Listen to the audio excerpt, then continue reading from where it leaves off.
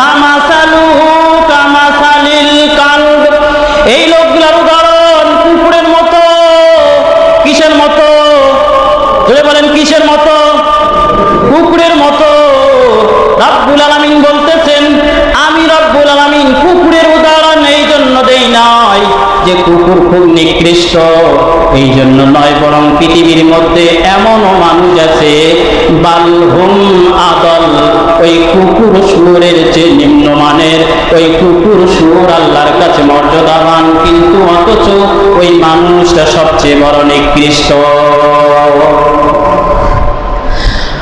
আল্লাহ রাব্বুল আলামিন বলতেছেন, আমি রাব্বুল আলামিন কুকুরের উদাহরণ এই জন্য দেই নাই যে কুকুরের গা যদি ভিজা থাকে, আপনি নামাজ পড়তে আসতেছেন, ওই ভিজা গায়ের পানি যদি আপনার জামায় লাগে, আপনার জামা নাপাক, কথা বলেন ঠিক না বেঠিক?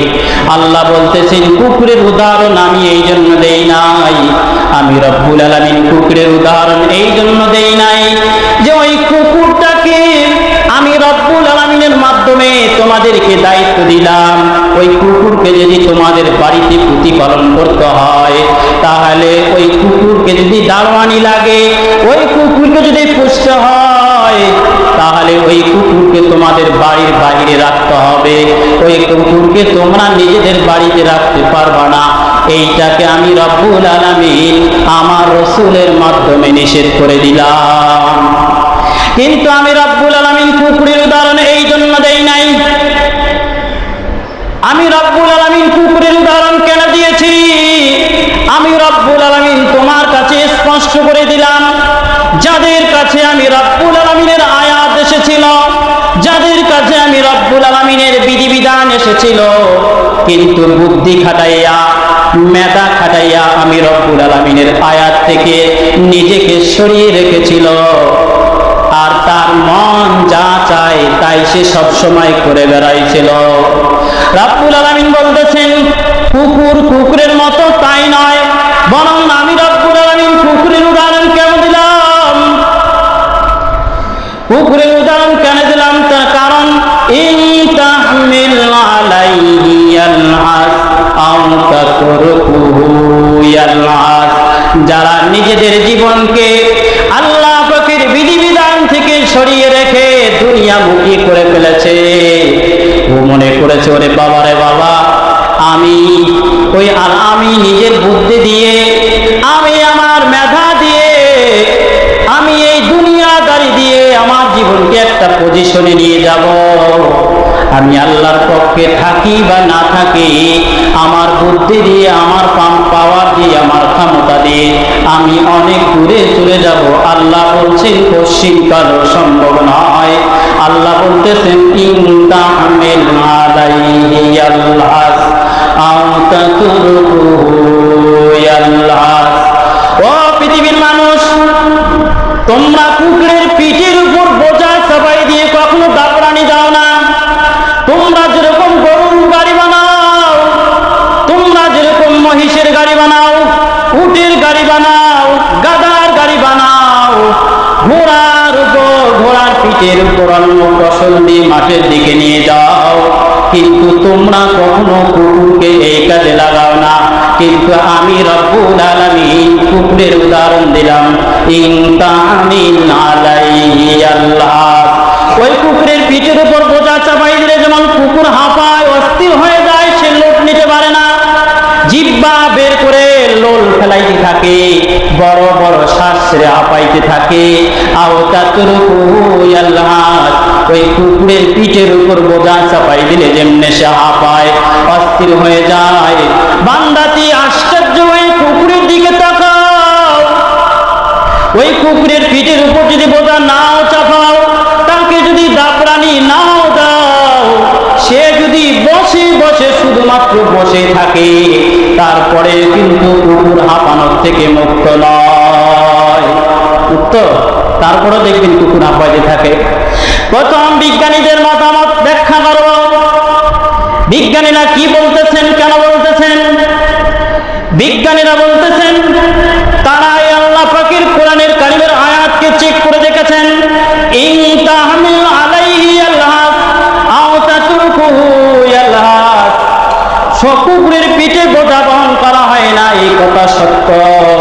কিন্তু যদি কুকুরের পিঠের উপর বোঝা চাপাই দেওয়া হয়, সে অস্থির হয়ে যায়, হাঁপাইতে শুরু করে। দেখবেন কুকুর রাতের বেলা রাস্তায় শুয়ে আছে, 1-1.5 ঘন্টা নিরিবিলি ঘুমায়। ঘুমের ভিতরে দেখবেন লেজ লাড়ায়, লাড়ায় কিনা, লেজ লাড়ায়। দেখবেন জিহ্বা বের করে হাঁপায়, এরকম করে কিনা। কি ব্যাপার? 1-1.5 ঘন্টা সে নিরিবিলি শুয়ে আছে, তাকে তো কেউ দাবরানি দেয় নাই। বৈজ্ঞানিকরা গবেষণা করে দেখেছেন, গবেষণা করার পরে বিজ্ঞানীরা আর্টিকেল প্রকাশ করেছেন। তারা বলেছেন কুকুরের যে লাংস আছে, যেখানে গিয়ে অক্সিজেন জমা হয়, ওই অক্সিজেনটা যাওয়ার পরে যে রক্ত সঞ্চালন প্রক্রিয়া জারি থাকে। তার 2টা অলিন্দ আছে, একটা দিয়ে শ্বাস যায় আর একটা দিয়ে অক্সিজেনটা বের হয়।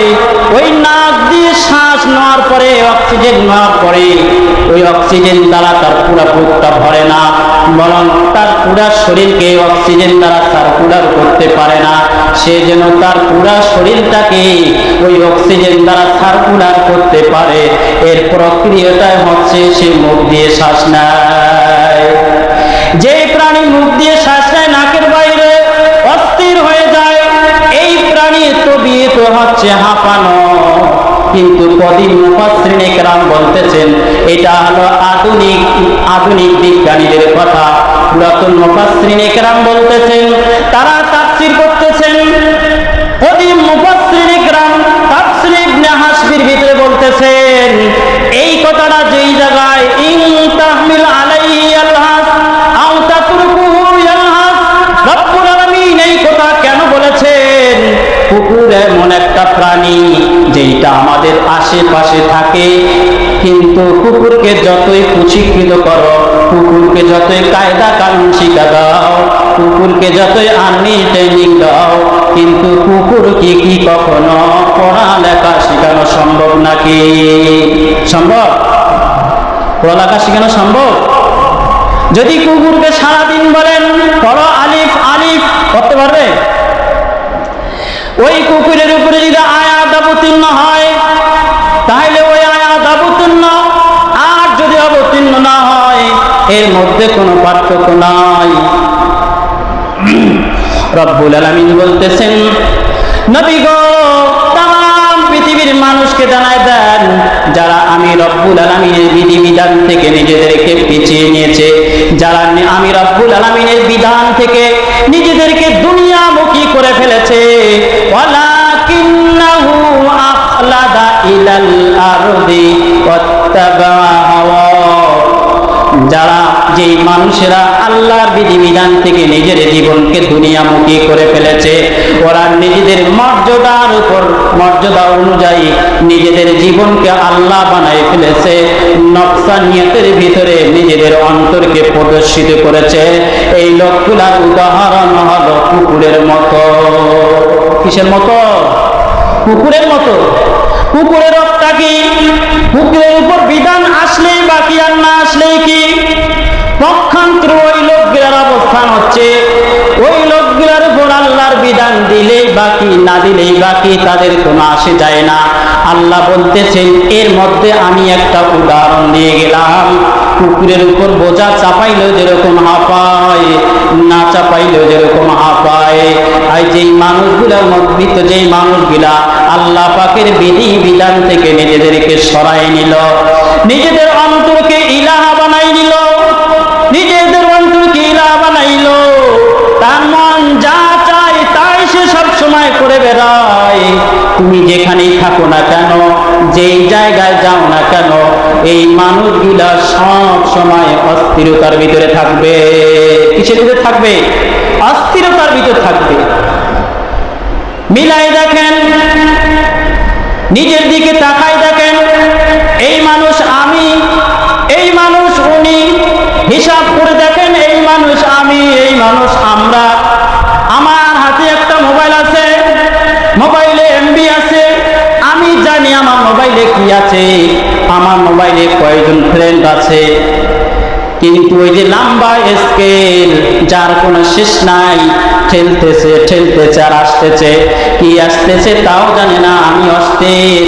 একই জিনিস বারবার আসতেছে কিন্তু আমি অস্থির, আমি জানি না কি দেখতেছি। একজনের ব্যবসা আছে, 1 লক্ষ টাকা আছে, তার রাত্রে টেনশনে ঘুম আসে না, সে কেমনে 1.5 লক্ষ টাকা বানাবে, সে অস্থির। কারণ তার উদ্দেশ্য হচ্ছে কেবলমাত্র দুনিয়া, তার টার্গেট হলো কি দুনিয়া।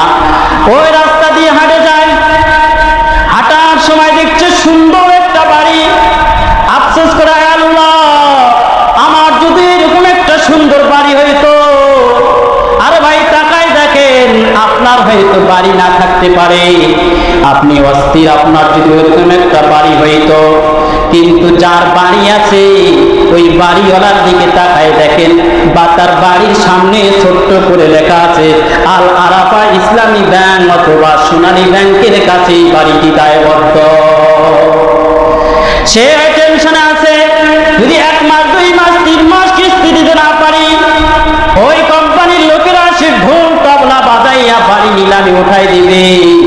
সে অস্থিরতার ভিতরে আছে, সে চিন্তা করে এর চাইতে টিনের চালা দিয়ে ঘর বাড়ি বানায় থাকায় ভালো ছিল। সে অস্থিরতার ভিতরে আছে। মিলাই দেখেন আল্লাহ কেন এই কথা বললেন, আল্লাহ রাব্বুল আলামিন কেন এই কথা বলেছেন। এই কথা বলার কারণ হলো 2টা। যাদের প্রতি আল্লাহ পাকের বিধিবিধান এসেছিল, ওই বিধান থেকে সরাইয়া সে নিজের চক্ষুকে দুনিয়ামুখী করেছে। আর একটা কারণ হলো তার মনে যা চায় তাই সে সব সময় করে বেড়ায়। আল্লাহ বলতেছেন এই 2 শ্রেণীর মানুষকে দুনিয়াতে আমি শান্তি দিব না, এবং পরকালে তাদের জন্য আমি লাঞ্ছনার ব্যবস্থা করে রেখেছি। আল্লাহ বলতেছেন যালিকা মাসালুল কওমিল্লাযীনা কাযযাবু বিআয়াতিনা, যালিকা মাসালুল কওমিল্লাযীনা কাযযাবু বিআয়াতিনা ফাকসুসিল কসসা লাআল্লাহুম ইয়াতাফাক্কারুন।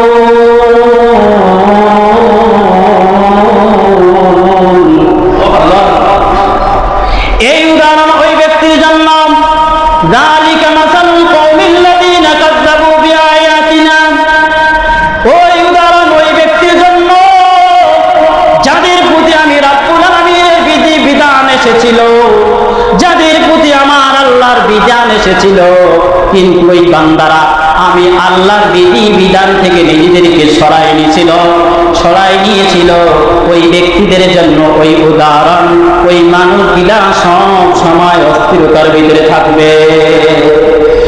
প্রিয় মুসলমান বন্ধুগণ, আসুন আমরা মিলায় দেখি, আমরা যদি শান্তির ভিতরে থাকতে চাই, স্থিরতার ভিতরে থাকতে চাই, আল্লাহ আমাকে যাই দিছে, যে সম্পদ দিছে, যেই টাকায় দিছে, এই সম্পদ নিয়ে যদি আমরা স্থিরতার ভিতরে থাকতে চাই, আমার রাসূল বলতেছে আয়াতের দিকে তাকান, নিজের দিকে হিসাব করে দেখেন। কোন মুসলমান যদি নিজের দিকে হিসাব মিলায় দেখে, তাহলে ওই ব্যক্তির চেয়ে দুনিয়ার মধ্যে আর সুখী কোনো ব্যক্তি হতে পারে না। আল্লাহ তাআলা আমাদেরকে আমল করার তৌফিক দান করুন।